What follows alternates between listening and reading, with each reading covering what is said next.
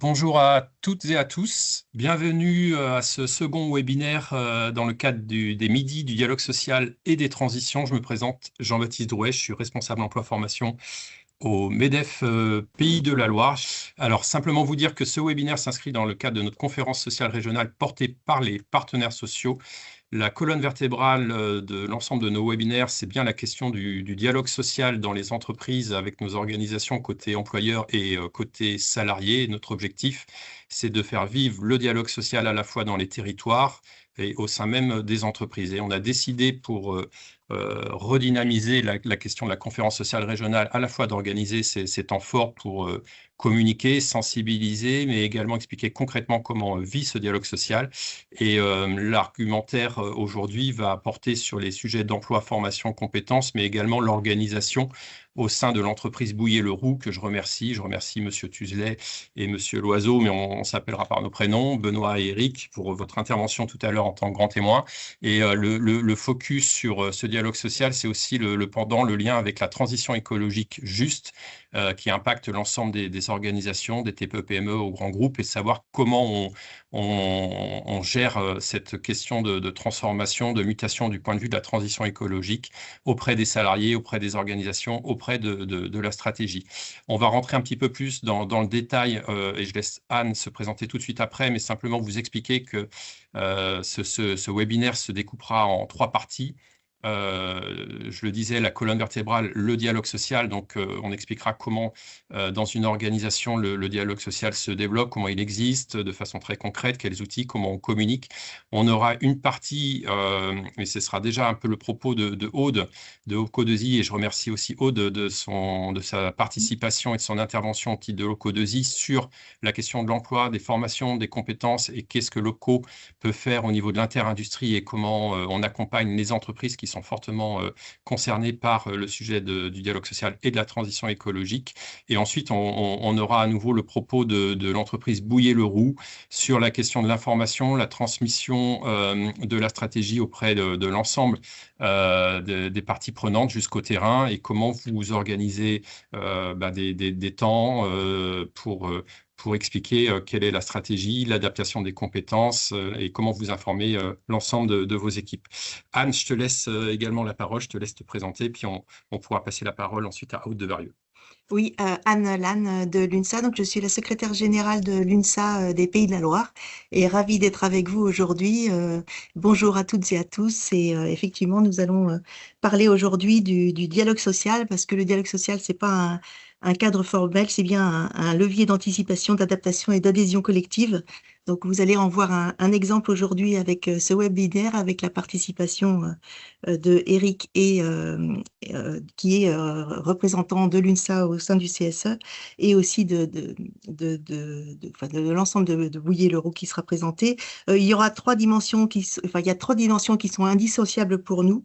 Il y a le modèle de l'entreprise et sa gouvernance, dont on peut remarquer souvent des différences selon les entreprises. Il y a les transformations industrielles et énergétiques qui sont structurantes pour les entreprises, et puis l'humain, parce que les compétences, la formation, la culturation, tout ça, ce sont des sujets qui sont très transverses dans le monde du travail et qui nous importent à nous pour cette conférence sociale. Et donc, c'est un moment très important pour nous. Je te relaisse la parole, Jean-Baptiste. Oui, ben on va pas monopoliser. L'idée, c'est de laisser la part belle à nos intervenants. Donc, je vais tout de suite laisser la parole à Aude, Aude de Varieux pour Opco2i en tant que délégué régional. Et l'idée, c'était d'avoir un chapeau un peu en tant qu'expert du point de vue de l'interindustrie, comment un Opco intervient, et ça pourra permettre la transition avec le propos de Bouiller-le-Roux. Donc, Aude, je te donne la parole. Merci Jean-Baptiste, merci Anne pour cette introduction. Je veux bien que vous passiez le slide suivant parce qu'on va d'emblée démarrer sur l'émission Opco2i. Avant de développer mon propos, je voudrais juste resituer Opco2i qui est effectivement l'opérateur de compétences interindustrie. Souvent, je dis que c'est toute l'industrie sauf l'agroalimentaire, pour schématiser, mais c'est aussi 29 branches professionnelles que nous représentons. Certaines très connues, métallurgie, plasturgie, chimie, mais également tuiles et briques, dont relève l'entreprise Bouiller-le-Roux, donc c'était important de le souligner. Opco2i, au niveau des Pays de la Loire, c'est à peu près 5100 entreprises au sens du Sirène, et ça couvre 200 000 salariés. Et pour être au service des entreprises et répondre aux besoins de tous nos ressortissants, j'ai une équipe de 38 personnes au niveau des Pays de la Loire et au service des entreprises et de leurs salariés. Et j'ajoute que la gouvernance Opco2i est paritaire et avec également une commission territoire paritaire au niveau régional qui me donne ma feuille de route et me guide dans mes actions, éclaire mes actions avec beaucoup de pertinence. Donc nos missions, je ne vais pas toutes les passer en revue. Il y en a deux aujourd'hui qui nous intéressent particulièrement. C'est le développement des compétences des salariés, bien sûr, dans les entreprises industrielles, pour leur permettre de faire face à la transformation des métiers et aux nouveaux défis. Et en fait, derrière cela, ce qu'il faut entendre, c'est toutes les transitions industrielles que les entreprises aujourd'hui connaissent, qui se déclinent aussi bien en termes de transition numérique, transition écologique, mais aussi transition démographique. Et une des réponses que les entreprises peuvent apporter à ces différents enjeux liés à ces transitions, c'est aussi de s'investir dans l'apprentissage et la professionnalisation des jeunes. Et c'est pour ça que j'ai souhaité le souligner, parce que là encore, Bouillé-le-Roux est exemplaire en matière d'alternance et notamment d'apprentissage en misant sur la jeunesse. Donc voilà, c'est les deux missions sur lesquelles je voulais attirer votre attention avant de passer à la slide suivante. Et là encore, j'ai sélectionné par rapport à la thématique du jour et à nos propos une partie de l'offre de service d'Opco2i, qui est d'accompagner les entreprises en lien avec ces problématiques de transition sur, bien sûr, le développement des compétences, ou on pourrait dire aussi l'adaptation des compétences aux différentes transitions que je viens d'évoquer.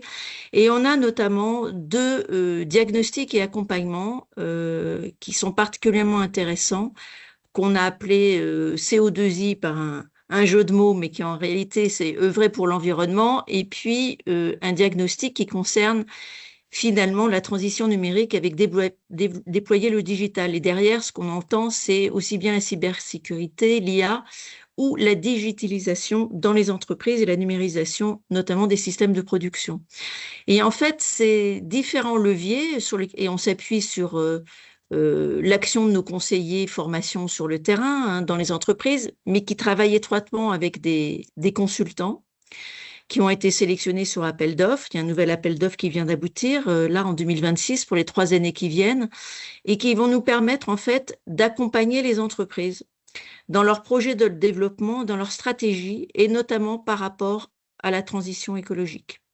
Ça concerne notamment les moins de 250 salariés, mais avec un focus sur les moins de 50 salariés. Alors, pourquoi notre action sur la transition écologique, alors qu'on est peut-être plus connu, réputé sur l'accompagnement RH?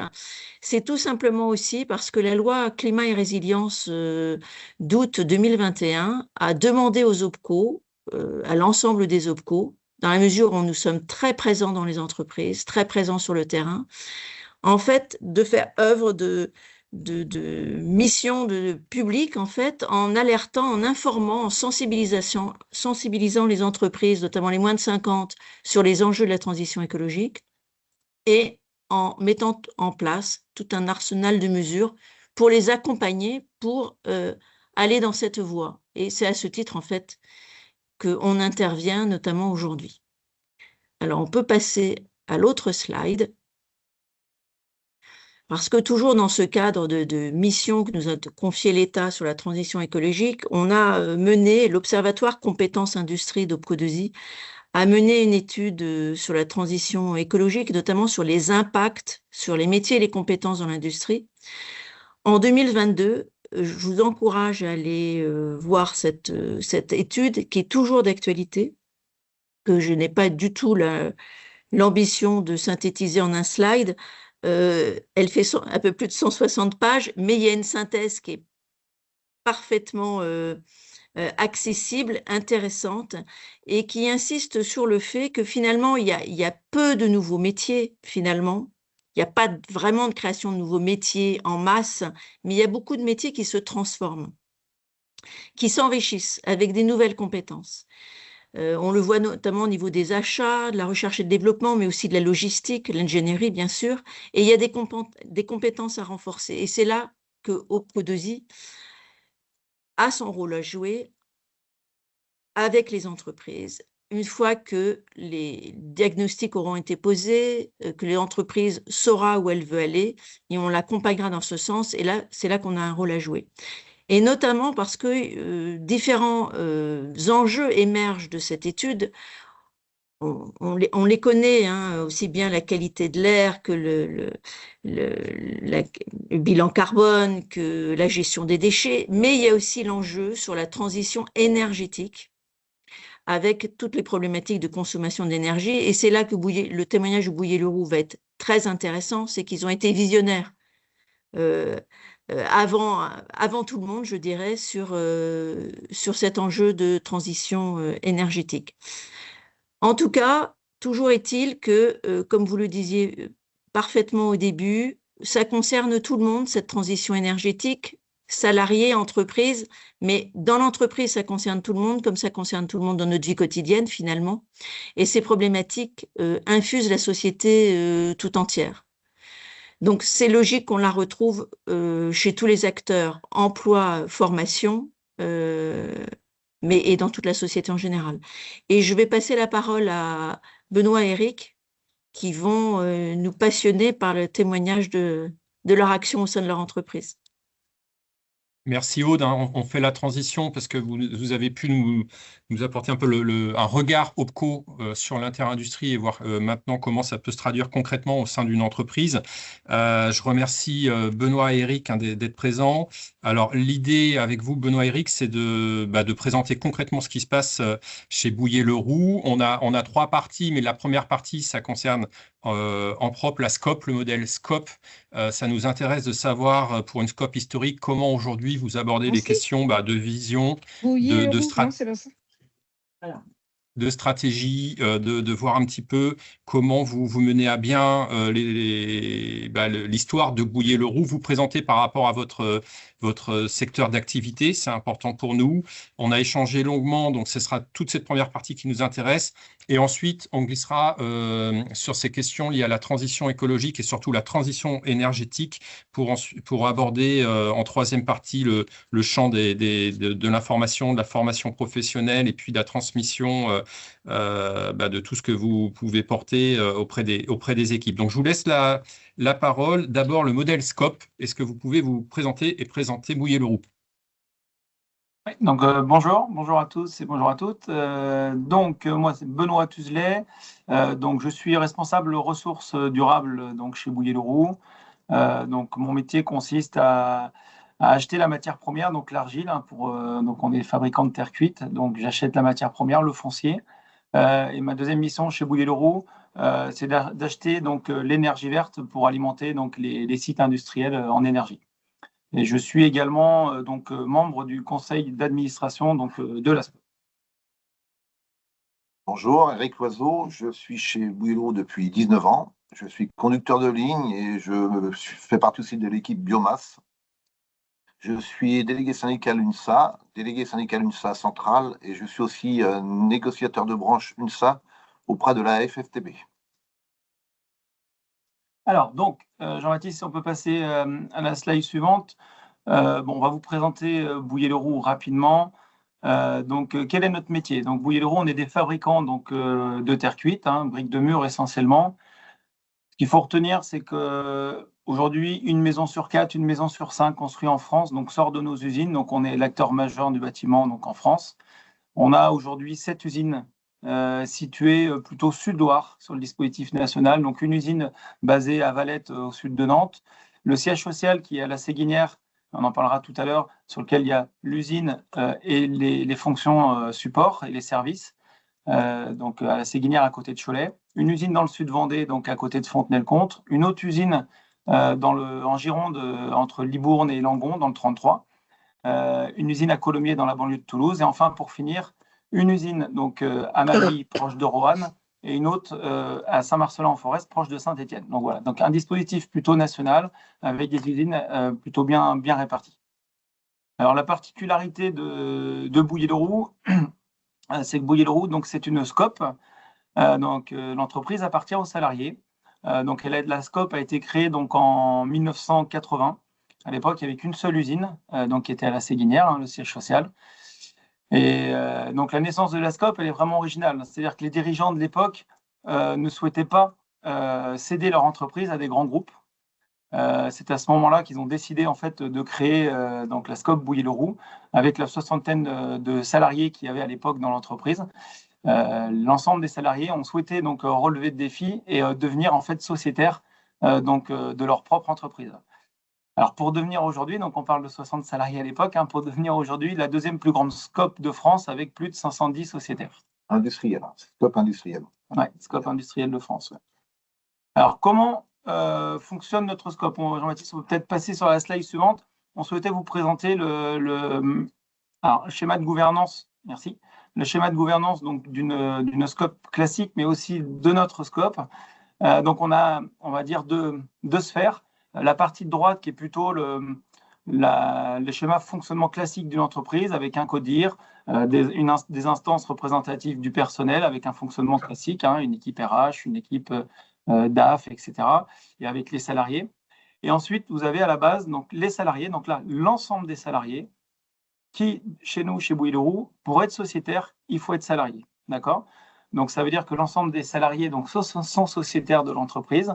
Alors, pour devenir sociétaire, donc, il faut avoir au moins 1 an d'expérience. Donc, au bout d'1 an, les salariés peuvent proposer leur candidature donc, au sociétariat. Ils vont la proposer donc, en assemblée générale. Donc, en assemblée générale, on va retrouver donc, l'ensemble des sociétaires qui vont élire les nouveaux collègues sociétaires qui sont salariés depuis peu. Ensuite, l'assemblée générale va élire donc, le conseil d'administration. Donc le conseil d'administration, donc les membres sont élus pour 6 ans. Et au sein du conseil d'administration, on va élire notre président, qui lui aussi a un des mandats de 6 ans, qui tous les 6 ans, qui doit remettre son mandat en jeu et expliquer donc la stratégie de l'entreprise. Et ce qui est intéressant concernant le conseil d'administration, c'est que tous les cadres, les ouvriers, les directeurs, tout le monde est représentatif dans le conseil d'administration. Voilà, on est très attaché à ça. C'est-à-dire que le conseil d'administration, ça ne doit pas être un CODIR bis. CODIR bis, c'est la partie droite entreprise. Le conseil d'administration, il doit représenter l'ensemble des salariés sociétaires. À la fois l'équilibre aussi homme-femme, on y est très attaché. Et puis, comme disait Eric, l'ensemble des personnels. Ce qui est important en assemblée générale, c'est que l'on soit président, que l'on soit membre du CODIR, que l'on soit cadre ou que l'on soit ouvrier, c'est une personne, une voix. Chaque voix compte. Voilà. Donc le conseil d'administration et le président en assemblée générale va définir la stratégie de l'entreprise, va la présenter aux sociétaires. Eric en parlera tout à l'heure. En assemblée générale, c'est le moment fort de l'année. Eh bien, le président peut aller questionner par des quiz. On a chacun des APET et avec des résultats des votes en instantané, ce qui permet au président de prendre le pouls et au conseil d'administration également, et de prendre le pouls en fait pour bien comprendre si la stratégie est acceptée aussi de l'ensemble des salariés sociétaires. Et ensuite, on bascule sur la partie de droite. Une fois que le conseil d'administration et le président ont défini la stratégie, le CODIR va décliner en fait la stratégie dans un schéma d'entreprise, on va dire plutôt classique, comme je disais tout à l'heure, avec des instances comme on retrouve dans toutes les entreprises. Voilà, donc ce qui est important, c'est la base. Les salariés sont à la fois salariés, mais aussi sociétaires. Et vous allez comprendre après le fonctionnement un peu plus dans le détail tout à l'heure. Ce qu'il faut retenir dans l'histoire de Bouillé-le-Roux, on va aller à l'essentiel parce que le temps est court. On avait plein de choses à dire, mais bon, on va aller à l'essentiel. Il faut retenir 2 dates. La date, c'est la création de la SCOP en 1980, avec l'originalité qu'on a présentée tout à l'heure, une vraie volonté de ne pas céder l'entreprise à des grands groupes. Et en 2012, donc Bouillé-le-Roux rachète en fait la branche d'Imerys Structure, c'est les briques, la branche d'Imerys qui fabriquait des briques. Et donc Bouillé-le-Roux était à l'époque le numéro 3 et de loin, et Imerys était le numéro 1 français. Donc c'est le petit qui a racheté le gros, et donc aujourd'hui la SCOP, c'est 510 sociétaires, salariés sociétaires. Donc l'histoire est belle puisque c'est le petit qui a racheté le gros. Dans la profession, tout le monde s'attendait plutôt à l'inverse et en fait, l'histoire s'est fait comme ça. Voilà pour les grandes dates et la présentation de Bouillé-le-Roux. Alors ensuite, suite au rachat d'Imeris, on a créé une section syndicale, l'UNSA.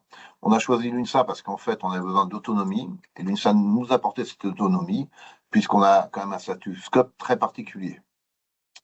Ensuite, on a des temps forts sur l'année. On a des réunions d'information. Alors, c'est 2 fois par an où le président et les CODIR se déplacent sur chaque site pour faire les réunions.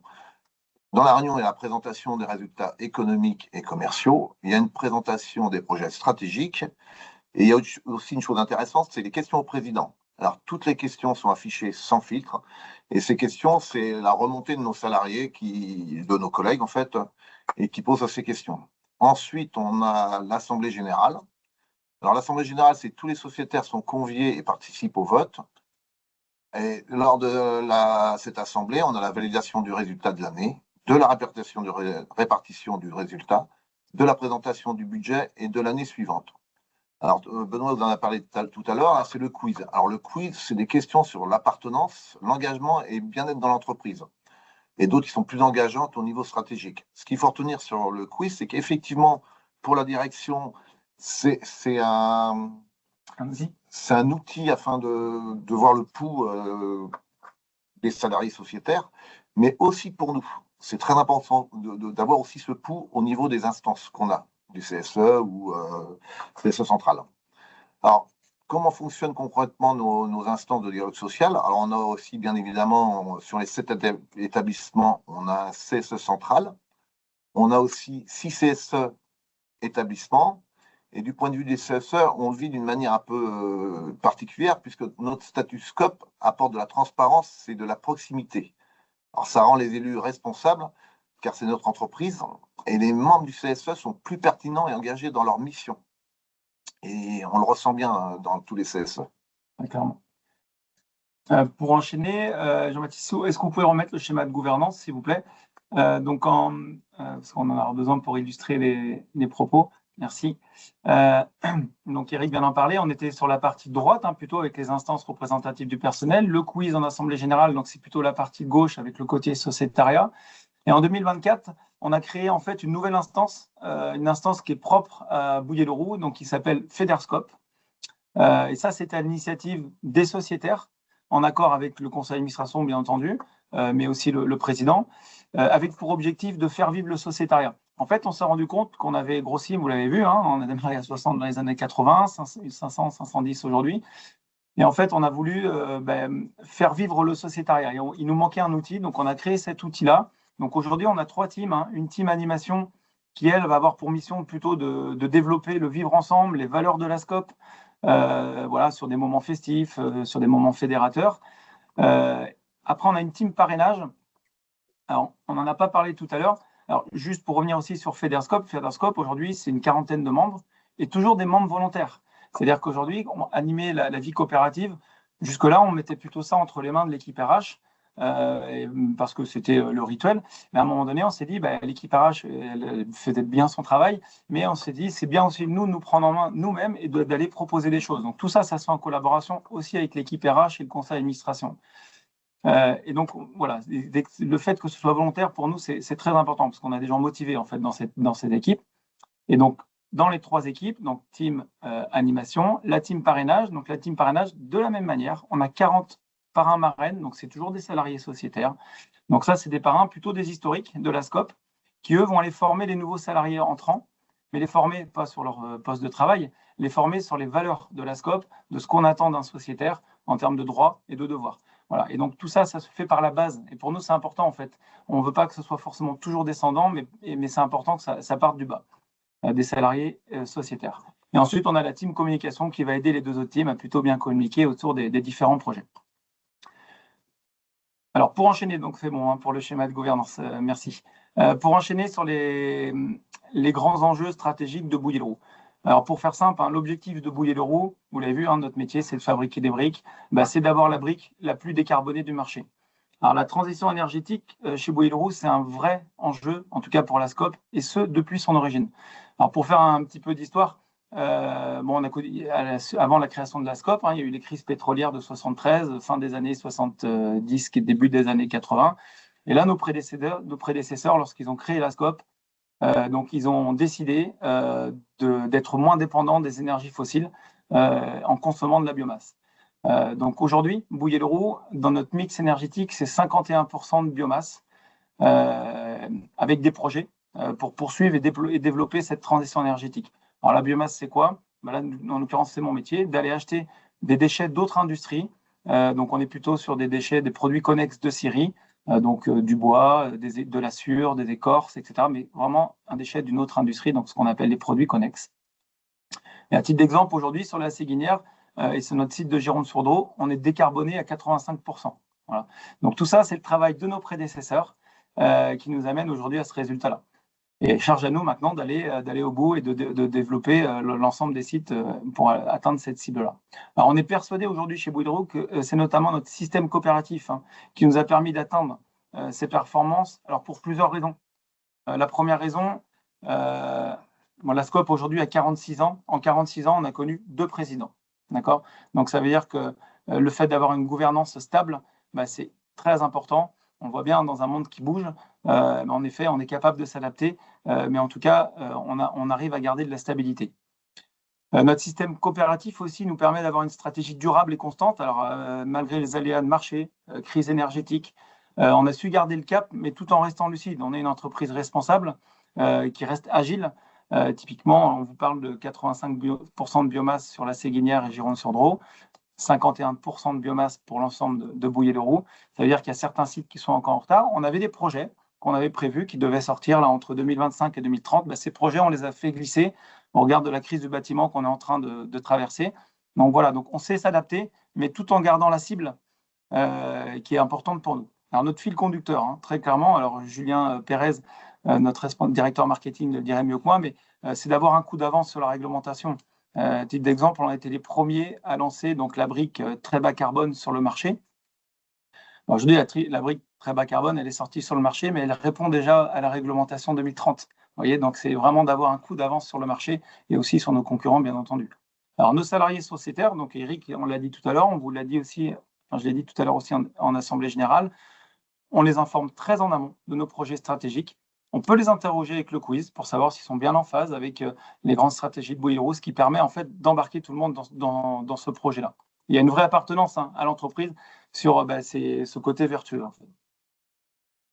Alors pour reprendre un peu le verbatim donc de Roland Bénard, qui est notre président, donc toutes ces actions, on les fait avec pour objectif d'être le leader. Donc on est le numéro 1 français, mais le leader durablement dans les 2 sens du terme et différemment. C'est en tout cas nous ce qui nous anime donc au sein de la SCOP Bouillé-le-Roux. Alors, merci Eric, merci Benoît, merci Eric. Est-ce que vous pouvez nous dire comment les salariés perçoivent cette transformation énergétique? Alors en fait, pour les salariés, ils sont rassurés de travailler dans une entreprise qui est responsable, parce que alors déjà, on est dans l'ère du temps. Ensuite, ça apporte des opportunités d'évolution professionnelle en interne par la création de nouveaux métiers.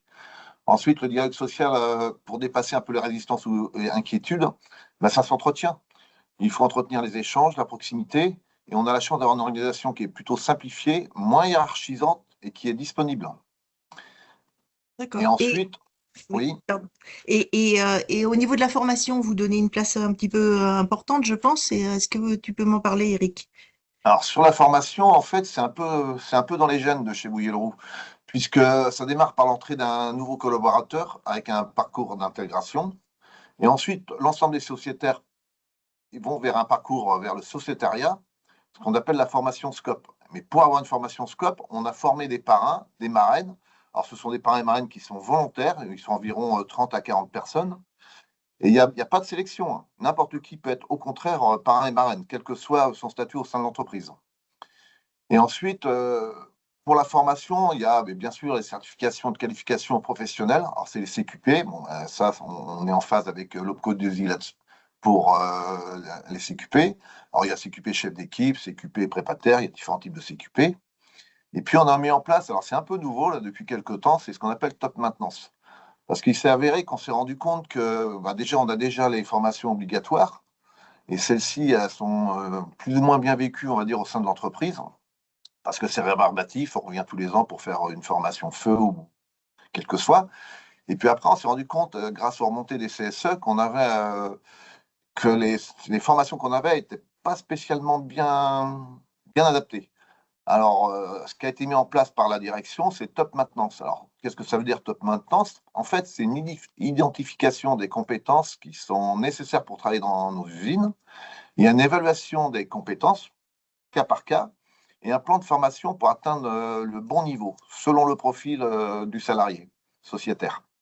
Et ce qu'il faut rajouter, c'est que là, comme c'est un peu nouveau, donc je suis un peu les remontées du terrain, et il s'avère qu'en fait, sur les 2 dernières formations, c'est plutôt, enfin les même 2 premières, c'est plutôt très positif en fait. Les remontées sont très bonnes. On a fait une formation soudure, une formation hydraulique, et donc ça permet de bien former nos collègues et qu'ils soient en phase avec eux-mêmes et l'entreprise aussi. J'avais une petite question, Eric, sur le sujet de la formation professionnelle, mais ça rejoint le propos de Benoît. Alors, on essaie, nous, effectivement, de travailler sur le développement des compétences dans les entreprises, et ça concerne le sujet de l'appétence des salariés. On sait que ce n'est pas évident quand le schéma est très descendant, dire aux salariés dans des entreprises, on va dire classiques, on va vous proposer un plan de formation, vous devez vous former, on a besoin de formation réglementaire, technique, souvent, ça ne fait pas écho parce que c'est assez plaqué, c'est assez descendant. Est-ce que le modèle présenté initialement, la stratégie Bouyer-le-Roux avec le sens, la partie engagement sur l'énergétique et la stratégie globale, le schéma SCOP, la façon dont vous arrêtez des temps, dont vous organisez les temps d'information et la transmission, est-ce que ça crée une envie qui vient du terrain, et est-ce que ce sont les équipes aujourd'hui qui s'expriment sur leurs besoins en formation? Est-ce que c'est vous qui proposez, ou c'est équilibré, ou ça peut venir du terrain en disant nous, on a tel besoin parce qu'on a compris la stratégie ou la vision du président, et voilà ce dont on a besoin aujourd'hui en termes de compétences? Est-ce que ça arrive, ça, ou... Alors, effectivement, ça vient du terrain et de la direction aussi. C'est-à-dire qu'aujourd'hui, par exemple, on a le foyer Biomasse qu'on a mis en place il y a 2 ans. On voit bien qu'il y a des personnes qui sont plus intéressées sur le biomasse. Donc, ça permet justement de les former. Ouais. Mais ça marche dans les 2 sens. Effectivement, nos métiers évoluent. Alors, au niveau de la direction, ils sont obligés de nous faire certaines formations, ça c'est clair. Mais ça marche dans les 2 sens, effectivement. Oui, c'est vrai que la nouvelle unité de foyer qu'on a mis en place il y a 2 ans, on a notamment un collaborateur qui s'est manifesté en disant moi ça me plaît, j'ai envie de me former sur cette nouvelle chaudière. Et aujourd'hui, c'est lui qui est en charge de faire tourner l'unité. Donc voilà, comme l'a dit Eric tout à l'heure au début de l'intervention, ça a créé des nouveaux métiers. C'était une opportunité, une belle opportunité pour notre collègue. Merci beaucoup. Alors, merci Aude pour ton intervention tout à l'heure. Merci Eric et Benoît pour toutes les réponses que vous avez apportées, toutes les choses. Vous avez présenté une belle manière de faire vivre le dialogue social, et je pense que ça va nous aider dans notre questionnement et sur la suite, sur la conférence régionale, mais aussi certainement toutes celles et ceux qui ont participé, qui vous ont écouté aujourd'hui. Et pour prolonger la réflexion, on peut proposer quelques questions peut-être. Alors, j'ai vu qu'il y avait des questions dans le chat. Peut-être on peut les regarder et puis y répondre. Alors, est-ce que les nouveaux enjeux écologiques sont pris en compte en réflexion, exemple artificialisation des terres, adaptation au changement climatique, et comment ces enjeux émergents sont abordés en interne? Est-ce que vous pouvez répondre à ça cette tombe question? bien, on n'avait pas prévu la question, mais vous pouvez revenir sur le slide d'avant. Donc en effet, c'est un vrai sujet, c'est un sujet qui me concerne, parce que je suis en charge de la partie carrière. Et en effet, donc notre métier chez Bouyer-le-Roux, donc c'est donc de fabriquer des briques, ok, mais pour fabriquer des briques, il faut extraire de l'argile. Et donc il y a plusieurs actions, notamment donc quand on va constituer ouvrir des carrières, forcément après on prend des engagements de retour, donc de fin de vie de carrière. Alors les carrières des années 70 ou 80, c'est plus les carrières des années 2025 et 2030 demain, et heureusement. En tout cas, donc on a des engagements qui sont pris. L'idée pour nous, c'est de nous adapter au territoire. Vous avez l'exemple sur la photo en haut à gauche, donc c'est une remise en état où là on a mis l'accent plutôt sur le côté le côté environnemental, avec des espèces aujourd'hui, enfin vous l'avez présenté Jean-Baptiste, mais des espèces d'oiseaux qu'on avait perdues en Pays de Loire et qui viennent nicher sur ces carrières-là. Voilà, donc on a un travail avec différents cabinets. On a d'autres exemples, et là c'est ce que vous voyez sur la photo d'en haut à droite, où là c'était au siège social à la Séguinière. Il faut savoir que dans le Choletais, on a la chance d'avoir une activité économique assez dense. Donc, dans nos carrières sur la Séguinière, on a fait un mixte. Donc, on a là créé un plan d'eau. Et ce plan d'eau a pour vocation de soutenir les agriculteurs voisins qui avaient besoin de réserves d'eau. Alors, pas pour aller faire de l'agriculture intensive, hein. On est dans des zones d'élevage, mais simplement pour soutenir les systèmes d'exploitation. Donc, on est sur des petites réserves avec des éleveurs en face. Et sur la partie du bas, vous voyez, donc à côté du plan d'eau, donc là, on a du mal à visualiser parce que la photo, elle n'est pas prise assez loin. Là, on a remis en état donc une quinzaine d'hectares. Donc, qu'est-ce qui s'est passé? On avait stocké la terre végétale en merlon en périphérie lors de l'ouverture de la carrière. On a remblayé la carrière avec de la terre et de la pierre. Le Leroy Merlin, quand il s'est créé à Cholet, il a fallu aplanir le terrain. Et donc, on a reçu ces déblais-là pour combler nos carrières et redonner à l'agricole. Aujourd'hui, dans le Choletais, sur nos carrières autour de la Séguinière, on remet 70% des terrains en agricole. C'est un travail que l'on fait avec la Chambre d'agriculture, avec la CAVAC, avec d'autres organismes. Et on a fait aujourd'hui, on a des études qui prouvent qu'on retrouve le niveau agronomique de départ. Donc l'idée, c'est de s'adapter aux besoins du territoire. Et la dernière slide que vous voyez en bas, c'était un site sur lequel on n'avait pas d'enjeu de retour agricole. On est en Gironde, hein. Un site sur lequel il n'y avait pas ou peu d'enjeux environnementaux. Et donc là, on a privilégié plutôt une remise en état avec donc l'installation de panneaux photovoltaïques. Donc l'idée, c'est surtout de s'adapter au territoire. Ce qui est important pour Bouiller-le-Roux, c'est que on se doit de tenir nos engagements. Vous avez vu, hein, c'est une entreprise qui commence à dater et qui a encore de l'avenir. Et donc, on est implanté sur les territoires et on y restera. Donc, les engagements que l'on prend, il faut les tenir. Alors, à la fois avec les propriétaires, les riverains, les agriculteurs, les élus, et puis les associations environnementales autour. Donc, l'idée, c'est surtout de s'adapter par rapport aux besoins. Je ne sais pas si j'ai bien répondu à la question. Si, c'est très complet, hein. Merci à vous deux. Je vois qu'il y a plein de questions dans le chat. N'hésitez pas à prendre la parole, à lever la main et à poser votre question. Ça rendra le webinaire un peu plus dynamique. Je peux les lire, hein, mais je vois que Clémence Repli a posé une question, Cécile Cottereau. Voilà, on va pouvoir... je vous donne la parole normalement. Cécile Cottereau, si vous ouvrez votre micro. Bonjour. Bonjour, donc je suis Cécile Cottereau, je suis responsable du Lab des dialogues en entreprise et consultante chez Catalyst Conseil. Et j'avais une question sur la manière dont s'articule ou pas d'ailleurs le dialogue avec les sociétaires et le dialogue avec les représentants des salariés sur ces sujets de transition écologique, mais peut-être pas que, mais notamment sur ces sujets, dans le sens où est-ce qu'ils se complètent, est-ce qu'ils se concurrencent, est-ce que parfois c'est redondant, enfin comment vous articulez dans une scope ces dialogues-là, notamment dans une scope où le sujet de la transition écologique est stratégique en fait, à la fois stratégique, en même temps j'imagine il y a des conséquences sur les conditions d'emploi et de travail et les compétences évidemment. En fait, ils se complètent.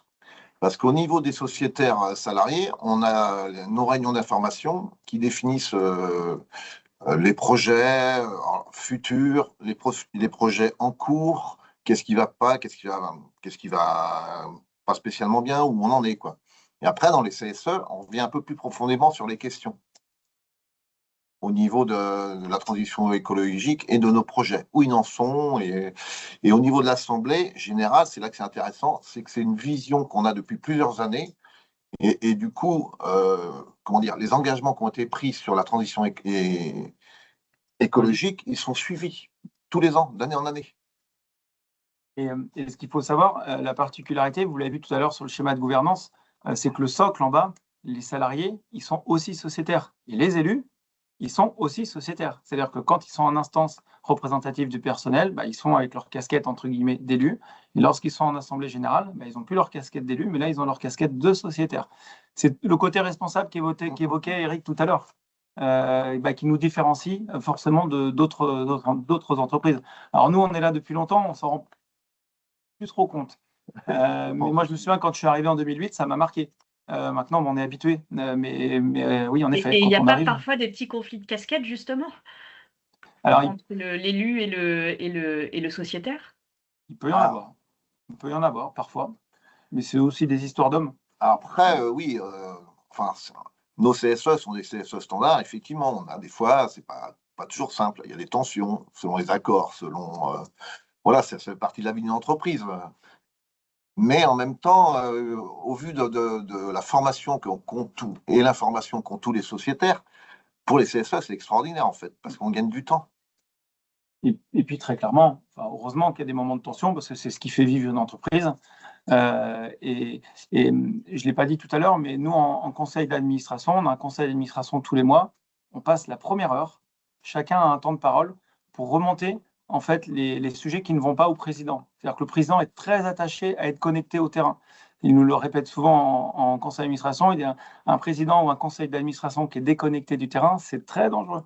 Donc on passe quand même une heure, c'est important, pour remonter tous les signaux faibles. Donc forcément, si tous ces signaux sont détectés, et après, le président informé au CODIR pour que le CODIR fasse son travail, ben, on a moins de sujets à traiter. Après, dans les instances, il y en a toujours, bien heureusement. Non, il y en a toujours. C'est vrai, mais voilà, c'est tout ce schéma-là qui fait que l'un et l'autre vont ensemble. Merci. Je vois qu'il y a plein de questions. Je pense Merci qu'on ne beaucoup. pourra pas toutes les traiter. Je voulais quand même peut-être traiter la question concernant Opco2i, parce que je vois qu'il y a une question. Je ne sais pas si c'est une entreprise du bâtiment, mais savoir si Opco2i intervient dans le secteur du bâtiment, mais je connais la réponse. Mais Aude, je vais vous laisser vous exprimer. Et je crois qu'il y avait une autre question. On fait d'une pierre deux coups sur. Alors, je ne sais pas si on peut en parler sur la question des organismes qui ont été retenus pour les formations Opco2i. J'imagine que ça concerne peut-être des dispositifs un peu prestataires type PCRH. Si on peut avoir un petit retour de Opco2i sur ces deux questions-là, de la même personne d'ailleurs.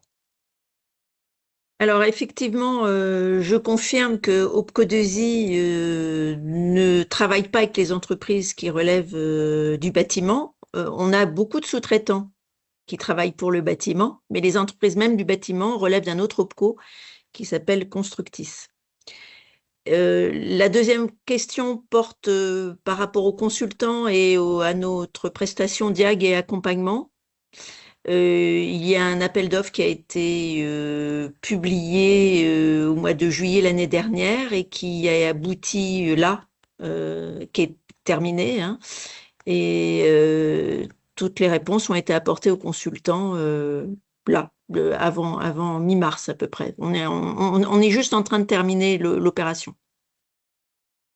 Merci Aude. Je vois qu'il y a une main levée également, Sabrina. Je pense qu'on ne pourra pas tout traiter, hein, mais bon, vous aurez les contacts de l'entreprise, de Opco2i, d'Aude, de Benoît, de Eric. Donc là, c'est un webinaire 45 minutes. C'est pour voilà, traiter pas mal de sujets, mais on reviendra vers vous. Et je vous laisse la parole, peut-être Sabrina Duval, pour votre question. Oui, merci. Sabrina Duval pour Avantia.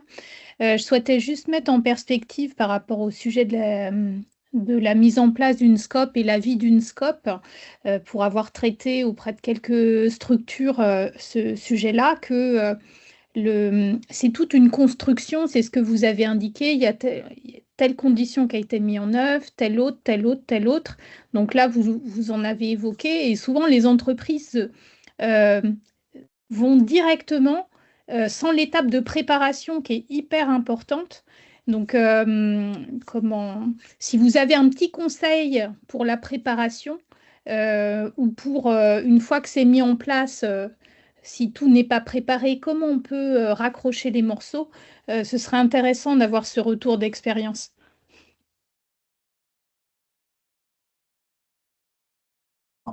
Excusez-moi. Ce qui est intéressant, c'est que, alors déjà, notre façon de communiquer au niveau de l'information ou à tous les niveaux, au niveau des CSE, il n'y a rien de figé en fait.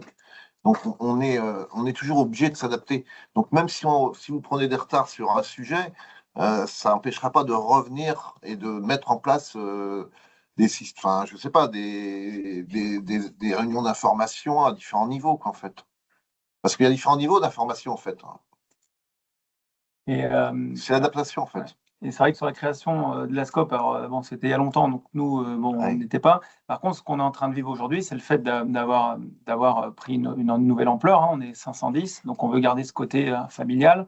Et donc, c'est pour rebondir un peu ce que vous disiez, c'est qu'il ne faut pas s'endormir. C'est-à-dire que là, on se rendait compte, attention, on commence à grossir, on perd peut-être quelques valeurs, et c'est là que Federscope est né. Mais à l'initiative des sociétaires. C'est-à-dire qu'il ne faut pas tout attendre de la direction non plus. C'est aussi nous prendre en main. On est salariés, sociétaires, enfin, c'est notre entreprise. Notre boîte, et donc, on a créé cet outil-là.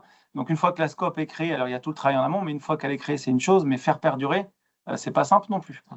D'autant plus quand on grossit, et on l'a dit, on l'a mis en avant, mais de façon indirecte, mais d'autant plus quand on est dispatché sur l'ensemble du territoire. Donc voilà, mais en tout cas, avec l'outil qu'on a mis en place, nous, Federscope, ça permet de redonner une dynamique pour entretenir la flamme, en fait, très clairement. Et puis, On va prendre une dernière question à l'oral. Je suis désolé, je vois qu'il y a une dernière question, Frédéric Barthaud. On ne va pas pouvoir traiter toutes les questions à l'écrit. Et il est 46, donc une dernière question, puis on va devoir conclure. Voilà, juste une dernière question. Moi, j'en avais plein, en fait, mais vous avez répondu déjà beaucoup de choses. Une question sur le management, j'aurais bien m'y poser, mais je vais plutôt aller sur une autre, puisque ce modèle a l'air assez exemplaire tel que vous nous l'avez présenté. Le dialogue social réussi, semble-t-il. Je voulais savoir si, elle a été posée dans le chat, si vous en faites une marque employeur de cette gouvernance, ou si vous connaissez, vous aussi, des problèmes de recrutement dans vos métiers. Alors, si je peux y répondre.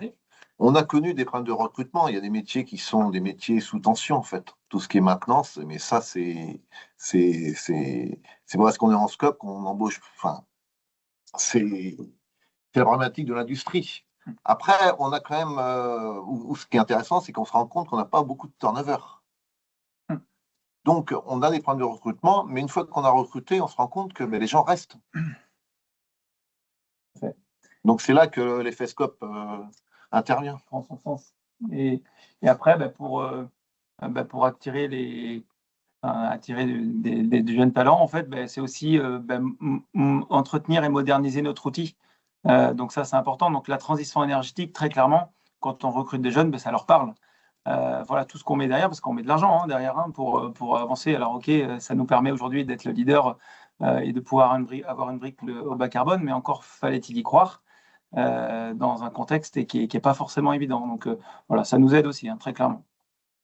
Merci beaucoup. Il est 48, donc on va arrêter là les questions. On va devoir conclure, mais merci beaucoup. On pourrait faire 1h30, 2 heures de webinaire, je crois, avec vous, parce que c'est très complet. Merci à Aude aussi. Et je laisse la parole à Anne. Oui, c'était passionnant. Merci beaucoup. C'est vrai que la transition écologique, c'est un projet d'entreprise collectif qui concerne à la fois les employeurs et tous les salariés. Et nous avons pour nous y aider le dialogue social. C'est vraiment un outil d'anticipation et d'adhésion. Et là, vous nous en avez fait une belle preuve. La clé pour nous, c'est d'informer, former, associer. Et l'enjeu central, ce sont les compétences et l'humain. Et je voulais vraiment remercier tous les intervenants suite à la conférence sociale régionale. Et je vous invite à poursuivre les échanges. Et nous avons un prochain webinaire qui est prévu le 24 avril. Et donc, nous en ferons évidemment la publicité si vous voulez vous y inscrire. On n'a pas tout à fait le thème. Le thème n'est pas encore complètement mis à l'ordre du jour, mais vous allez voir, ce sera certainement tout aussi intéressant. Et je vous souhaite à toutes et à tous une bonne fin de journée. Et on vous a rajouté les liens du premier webinaire sur le risque chaleur. Donc, dans le fil de discussion, vous pouvez faire un copier-coller. Et également la conférence sociale régionale du 24 octobre dernier 2025 sur notre temps fort. Et donc, je vois qu'il est 12h49. Merci Anne. Merci à tous nos intervenants, à Aude, Eric, Benoît. C'était très riche et puis une belle préparation parce que c'était quand même du travail et un bel exemple de comment faire vivre et développer le dialogue social dans un modèle aussi stratégique. Donc, merci beaucoup. Merci Jean-Baptiste. Merci à tous et bonne journée à tous. Bonne fin de journée. Au revoir. À bientôt, au revoir.